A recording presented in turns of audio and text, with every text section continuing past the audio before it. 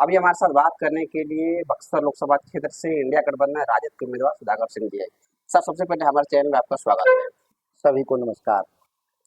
आप बक्सर लोकसभा क्षेत्र में लगातार भ्रमण कर रहे हैं, क्या माहौल चल रहा है? बक्सर लोकसभा सहित पूरे बिहार में जिस कदर नीतीश कुमार के द्वारा पिछले 19 सालों से बिहार को अविश्वास, घृणा और राजनीतिक उथल पुथल करते हुए देखा, जिसकी नाराजगी बक्सर से लेकर पूरे बिहार में है और इंडिया गठबंधन के पक्ष में भारी समर्थन है। आप रिजल्ट आने के बाद चौंकाने वाला फैसला देखेंगे कि बिहार की जनता और बक्सर की जनता बदलाव चाहती है। बक्सर लोकसभा क्षेत्र में आप भ्रमण करें, ठीक, और एक इंडिया गठबंधन और इंडिया गठबंधन में जो संविधान की बात हो रही है, संविधान बचाओ की तरफ से जो इंडिया गठबंधन की बात हो रही है और आरक्षण बचाओ की तरफ से, वही एनडीए गठबंधन की तरफ से एक दलित के नेता हैं चिराग पासवान। उन्होंने प्रधानमंत्री मोदी के मन से साझा किया, विश्वास दिलाए हैं कि जब तक चिराग पासवान है तब तक संविधान न खतरे में है न आरक्षण खतरे में। चिराग पासवान की तो पार्टी ही नरेंद्र मोदी की पार्टी और नीतीश कुमार की पार्टी मिल करके चिराग पासवान की पार्टी को ही तोड़ दिया था लोगों ने। उनके दिल्ली स्थित आवास से उनके सभी सामान फेंक दिए गए थे। पिता की मृत्यु के उपरांत उनको मंत्री पद नहीं दिया लोगों ने। तो चिराग पासवान जी, जिनकी संख्या राजनीति में कम है लोकसभा में, वहां पर वह कैसे रोकेंगे किसी को जो करना चाहते हैं देश के प्रधानमंत्री और भारतीय जनता पार्टी? उसको चिराग पासवान कैसे रोक सकते हैं? वो तो सत्ता के इर्द गिर्द रहने वाले लोग हैं, उनको न्याय से कोई लेना देना नहीं। चिराग पासवान ने रामविलास पासवान के संघर्षों का कसम खा कर कहा है, वहां से पूरी तरीके से विश्वास दिलाकर जोश में भाषण दे रहे थे वहां से। चिराग पासवान जी अपनी पार्टी और अपने राजनीतिक वजूद के लिए वो भाषण दे रहे थे। मुद्दों आप तो जानते ही हैं, जब से नरेंद्र मोदी है तब से एनडीए का वजूद खत्म हो चुका है, जिसकी अब सालाना बैठकें तो छोड़िए, 5 साल में एक बार देखे होंगे कि 38 छोटे छोटे दलों का एक बैठक उन्होंने किया। और आज के दिन में उनके पास कोई गठबंधन का, एनडीए का कोई घोषणा पत्र भी, साझा घोषणा पत्र भी नहीं है। तो ये मौखिक बयानबाजी से बेहतर हो कि चिराग पासवान भारतीय जनता पार्टी पर दबाव बना करके एक कोऑर्डिनेशन कमेटी बनवा लें और एक संयुक्त घोषणा पत्र, कॉमन मिनिमम प्रोग्राम तय करा लें।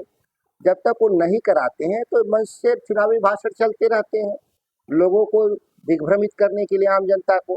चिराग पासवान उसी काम में लगे हैं, दिग्भ्रमित करने में। सुधाकर सिंह जो राजद के कैंडिडेट यहाँ पर हैं, और कहीं ना कहीं एनडीए गठबंधन भाजपा से मिथिलेश तिवारी हैं, और निर्दलीय से भी कई उम्मीदवारों की चर्चा हो रही है, जैसे में आईपीएस आनंद मिश्रा की चर्चा यहाँ है। तो सुधाकर सिंह के लिए बक्सर लोकसभा क्षेत्र में चुनौती कौन है? देखिए, चुनौती यहाँ स्थानीय स्तर पे कोई कैंडिडेट नहीं है। जो सामने चुनौती है वो देश में एनडीए की जो सरकार है, जिस नीतियों पर चलने वाले लोग हैं, एक राजनीतिक दल के तौर पे चुनौती भारतीय जनता पार्टी है। प्रत्याशी के तौर पे तो औसत दर्जे से नीचे के लोग हैं, जो विधानसभा के चुनाव में भी तीसरे स्थान पर थे लोग, वो लोग गोपालगंज से आकर बक्सर में कैसे चुनौती पेश कर देंगे? चुनौती हमारे लिए कोई नहीं है। पार्टी के तौर पे, गठबंधन के तौर पे एनडीए भारतीय जनता पार्टी चुनौती है, उससे लड़ाई है। सुधाकर सिंह किसान चौपाल के जरिए लगातार बक्सर क्षेत्र में भ्रमण किए, और इसके बाद आप जन आशीर्वाद यात्रा के तहत आपने भ्रमण करे क्षेत्र में। जैसे कहीं ना कहीं आपने किसान चौपाल की यात्रा से भ्रमण किए, उसका क्या आपको राजनीतिक फायदा कितना मिलने वाला है? किसान चौपाल एक सतत प्रक्रिया है, जो हम लोग सालों यात्रा करते हैं उन समुदाय के बीच में जो पीड़ित समुदाय है, किसान के रूप में देश में लंबे समय से राज्य के भीतर, जिसकी माली हालत बद से बदतर होता जा रहा है। खेतिहर जो समाज है, खेतिहर जो कामगार है, तो इन लोगों के हितों की रक्षा के लिए हम लोग लगातार प्रयास करते हैं। भूमि अधिग्रहण का कानून का सवाल हो, मंडी कानून का सवाल हो, मिनिमम सपोर्ट प्राइस का सवाल हो।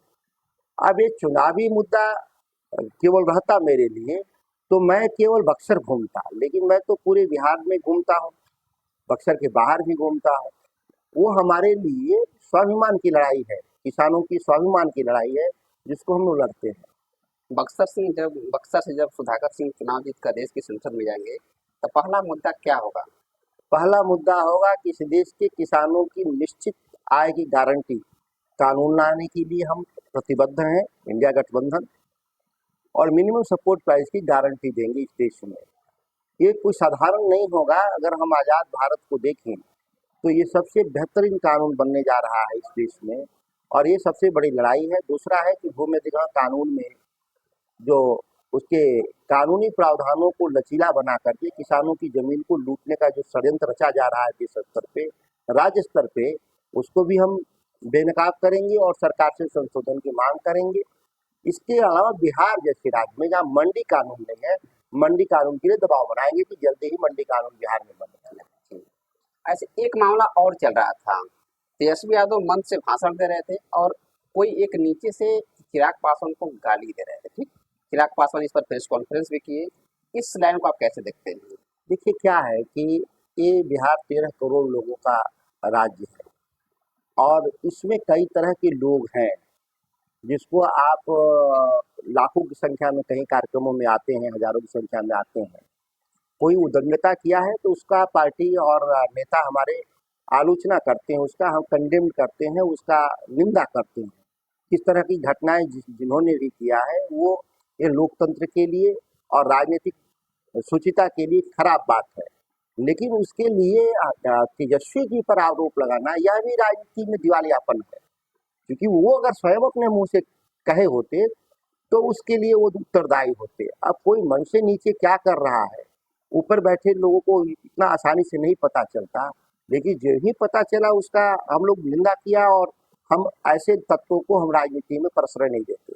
चिराग पासवान को अपना छोटा भाई बताते हैं और उन्होंने प्रेस कॉन्फ्रेंस करके बजाते तेजस्वी यादव तो उन्होंने आरोप लगाया कि तेजस्वी खामोश क्यों रहे, उनको पूरा आवाज सुनाई दे रहा था।